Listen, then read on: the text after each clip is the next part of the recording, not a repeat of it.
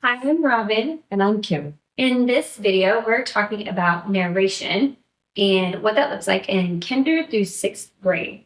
So first off, we're going to start with what is narration?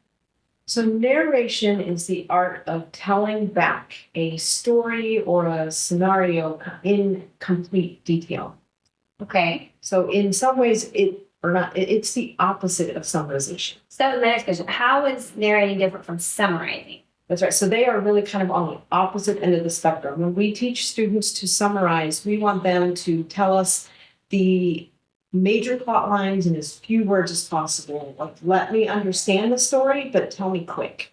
But narration is the opposite. It's the idea of holding in our mind and recalling details and facts and bringing out the whole story again. And in fact, we don't even teach summarization until third grade here at Florideo. And the reason for that is when students learn that summarization is the thing, is they really don't want to narrate anymore. They don't want to include all the details they can remember. That's right. That's right. They want to just check it off and move on. And so beginning, middle, end, which would be summarizing. That's right. And so those are great anchor points to remember as you're narrating, is the beginning, the middle, and the end. But that's really just the foundation for everything that your students will be recalling.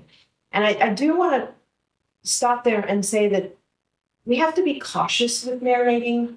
Sometimes when our students start to get older and their chapters start to get longer, their stories start to get longer, parents see the word narrate and students see the word narrate and they panic. Okay. Because they're thinking, well, now I have to retell 22 pages to my mom. Okay. That's just a lot. And there's a few things, and there are some rare moments when we do want them to be able to retell everything that happened in that chapter. But our teachers are very selective and intentional. And when they ask them to do that, it's because there's something of value coming in that chapter. But there are ways to narrate without just retelling the story. And so you'll see as the activities that our teachers send home and to work on, that they do more than just oral narration or written narration. Okay. And that you'll see that in this call for cause and effect.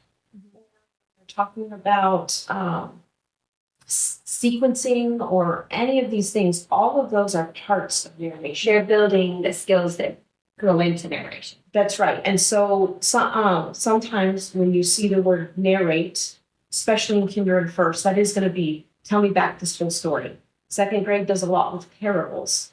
I'm sorry, not parables, fables. Yeah, fables. And that's when you're going to see, yes, we want you to retell the entire story because the entire story is 12 sentences, right? And so there are times, especially in the lower grammar, in which narrate means tell back the full story in its entirety. As much as you can remember. As much as you can remember. And there's a couple of keys in that. When parents are reading frequently, we are tempted to stop in the middle of a reading and talk about this memory that we connect with this thing that happened when we were young. And those are great things. But when we are preparing our students to narrate, we do not want to pause our reading.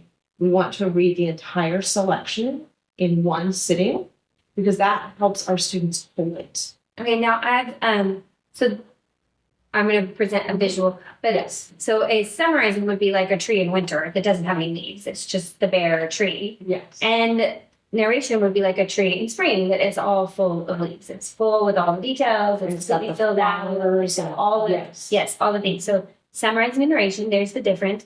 And now, why is narration important, and how does that fit into a classical education? So narrating is important because it helps our brains work on holding information for an extended period. Okay. And the more we work our brains on that, the better they get at it. And that aids in memorization, it aids in recall, and it's a very classical style of learning back before books and pencils and paper were a common accessible item, but also because it builds so many things in our brain. Okay, great.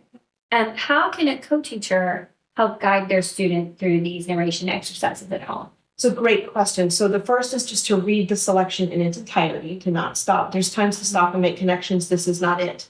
But then also, if your student gets stuck, ask leading questions Okay. without giving them the answer.